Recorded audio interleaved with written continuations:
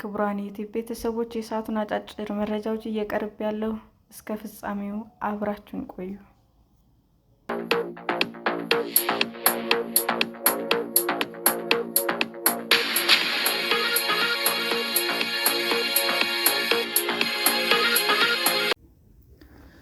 በጉራጌ ዞን 7 የአንድ ቤተሰብ አባላት የሞቱበት ምክንያት እየመረመረ መሆኑን ፖሊስ አስታወቀ።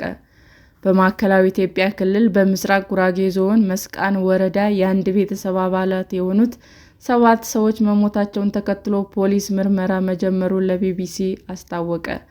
ህዳር 6 ቀን 2018 ዓ.ም ከምሽቱ 1 ሰዓት ገደማ አቶ ኃይሌ አበራ የተባሉ ግለሰብ ከባለቤታቸውና ከ6 ልጆቻቸው ጋር እራት ከበሉ በኋላ መታመማቸውን የማዕከላዊ ኢትዮጵያ ክልል ፖሊስ የመገናኛ ብዙኃን ክፍል ኃላፊ ኮማንደር ታጁ ነጋሽ ለቢቢሲ ገልጸዋል።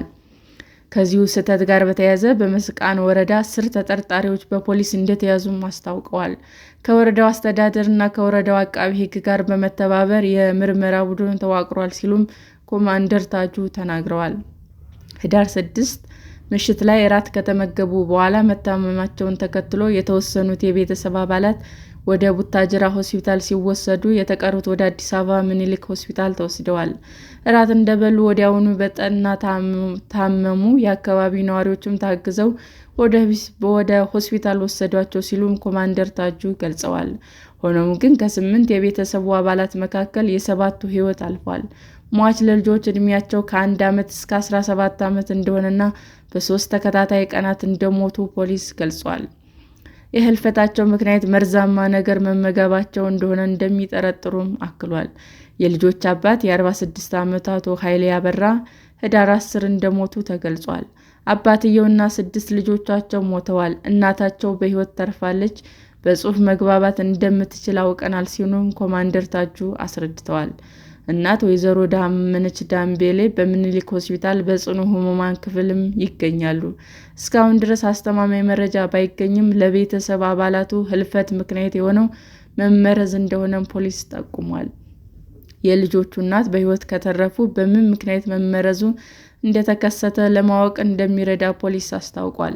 እናትየው በሕይወት ከተረፈች የተሻለ መረጃ እናገኛለን ብለን እናምናለን ሲሉም ኮማንደር ታጁ ለቢቢሲ ተናግረዋል።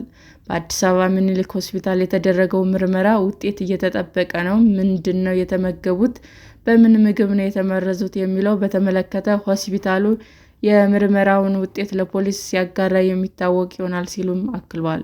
ፖሊስ የቤተሰብ አባላቱን ህልፈት አሳዛኝ ሲልም ገልጾታል። ሰላም ጤና ይስጥልን ውድ የዩቲዩብ ቤተሰቦቼ እንዴት ናችሁ?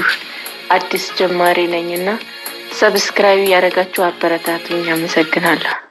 የዩቲዩብ አድማጮቻችን ለሰዓቱ ያቀረብኩላችሁ አጫጭር መረጃዎች ይህንን ይመስል ነበር። በሌላ መረጃ እስክንገናኝ ሼር፣ ላይክ፣ ሰብስክራይብ እንዲሁም ቢቀርብልን የምትሉት መረጃ ካለ ኮሜንት እያደረጋችሁ ቸር ቆዩን።